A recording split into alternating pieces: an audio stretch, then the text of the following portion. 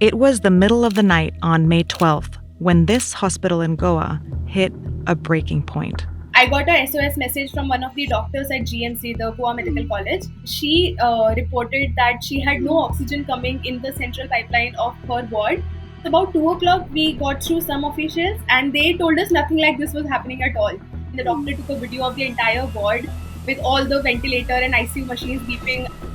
An hour later, the police arrived and confirmed that the oxygen in the pipeline was fluctuating. That night, at least 20 people died due to lack of oxygen. The next day, the issue blew up on social media. And that's when we came to know from the doctors that this was not that night issue. It has been happening since 2 months. It began in April 2021, when India experienced a sharp increase in coronavirus cases. With hundreds of thousands of daily new infections, the country's been registering some of the highest cases in the world. And when these cases went up, so did the demand for life-saving oxygen. But India hasn't been able to match that demand. And that's added avoidable deaths to a second wave of COVID-19 that has devastated the country. In May, more than 70 COVID patients died as a result of the oxygen crisis at the hospital in Goa. The same thing has been happening across India. Hospitals have seen COVID patients die because they ran out of oxygen. And they started turning people away. Many were forced to wait in line for hours to fill oxygen cylinders for sick family members. This shortage seems to have caught India off guard and has made the news in this pandemic. But the thing is, India has run out of oxygen before. So why does this keep happening? First, let's look at how the oxygen industry works in India. About 85% of the oxygen produced ends up in commercial industries like steel or pharmaceuticals, and about 15% is sent to hospitals for medical purposes. This map shows where India's medical oxygen manufacturing plants are concentrated around the country. India moves that oxygen from one point to another through a large and complex supply chain that spans several states and thousands of hospitals. Here's what that typically looks like. It starts in the manufacturing plants, where oxygen is extracted from the air and turned into liquid. That oxygen is sent to big jumbo tankers for storage. From there, it's sent to distributors, where liquid oxygen is compressed into a gas ready to be used. It's then funneled into tankers or smaller cylinders and sent to local suppliers, who then send oxygen to hospitals, local vendors, or directly to patients. Some big hospitals skip local suppliers. They store liquid oxygen in tanks on site. The steps in the supply chain seem simple enough. The problem is the distance between one point and another. And that makes transportation one of the weakest links in this supply chain nationwide. Most of the manufacturers and suppliers concentrated in these states don't deliver oxygen outside of a 50-kilometer radius. The ones who do charge extra. Even then, long distances can compromise the oxygen, making hospitals around the country vulnerable to oxygen crises, especially in states over here, far from the manufacturers. I mean, none of us could have predicted the acute oxygen shortage that we faced this year. But right at the start of the pandemic, it was evident at how district hospitals in far-flung areas, already were, they were not very equipped. In 2017, this state-run hospital in Uttar Pradesh was treating dozens of critically ill children during a viral outbreak. That August, this tank holding the hospital's liquid oxygen ran out.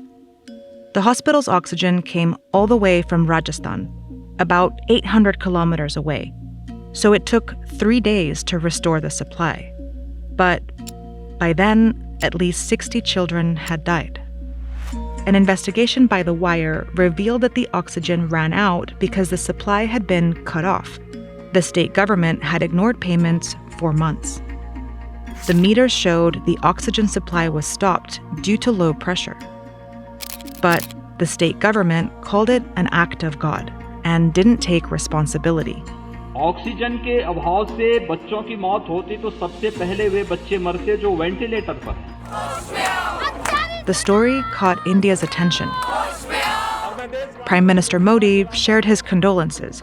ये सारी संकट की घड़ी, दुख की घड़ी, 125 करोड़ देशवासियों की संवेदनाएं इस आपत्ति में सबके साथ है. But the government did little to fix the gaps in the oxygen supply chain.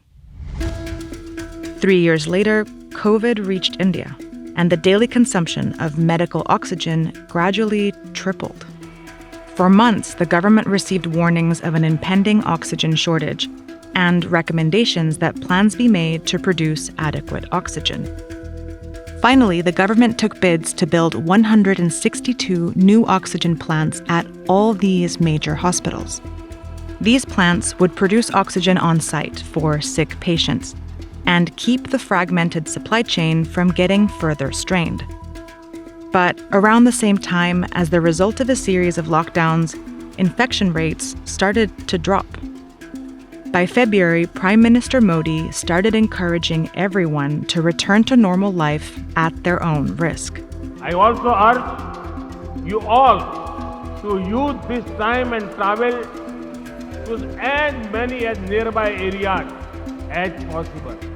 And in April, when cases started to quickly climb up again, he was out campaigning heavily ahead of state elections, bringing tens of thousands of people together at political rallies. मैं जहां देख सकता हूं मुझे लोग ही लोग दिखते हैं बाकी कुछ दिखता ही नहीं है. Meanwhile, this deadly wave was sweeping across the country, killing thousands a day. We saw the most devastating and the most gruesome images, rows and rows of bodies at the cremation ground. That was how stark the disconnect was. When people are dying, this is what is the priority of people from the ruling party. The government's misplaced priorities and lack of vigilance emboldened thousands to attend mass events, even though the second wave of COVID raged on and reached some of the highest case numbers in the world. As COVID cases surged, the need for oxygen went up again. Major hospitals around the country began seeing thousands of COVID patients show up at their doors for treatment. There were hospitals that would tweet to say that we're running out of oxygen. We don't have enough oxygen to sustain our patients for the next 2 hours. I request you, please send oxygen to us. We need oxygen for our patients. Investigations revealed that the government had failed to keep its promises. Out of the 162 oxygen plants promised by the government, only 33 were functional. That really begs the question of what was the government doing during 2020?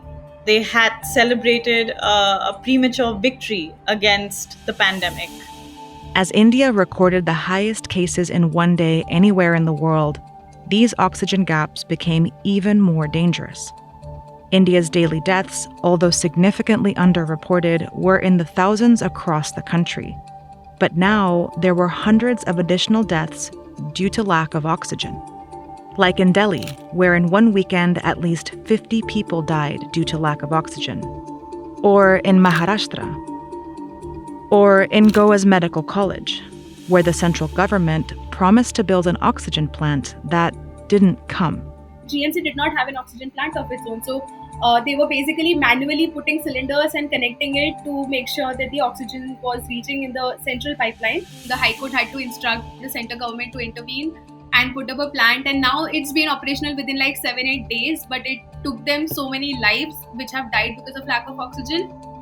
To meet the rising demand for medical oxygen, nearly all industries redirected their supply to hospitals. The government enlisted the Indian Air Force and railways to deliver it, and countries around the world sent equipment and tanks filled with oxygen to help. But these are just temporary fixes for a supply chain that still struggles to transport oxygen that needs to reach everyone across the country in a crisis. The government has promised 1,000 more oxygen plants to fill the gaps, but has yet to complete the original 162 it promised.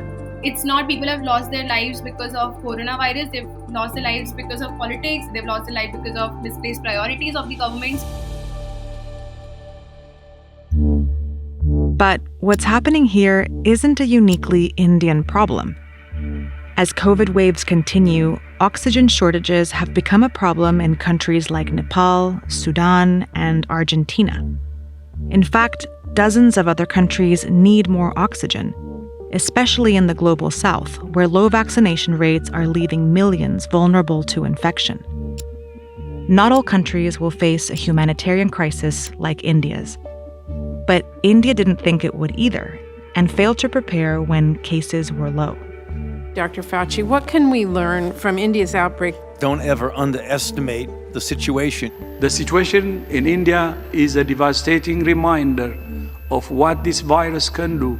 It's very important to realize that the situation in India can happen anywhere.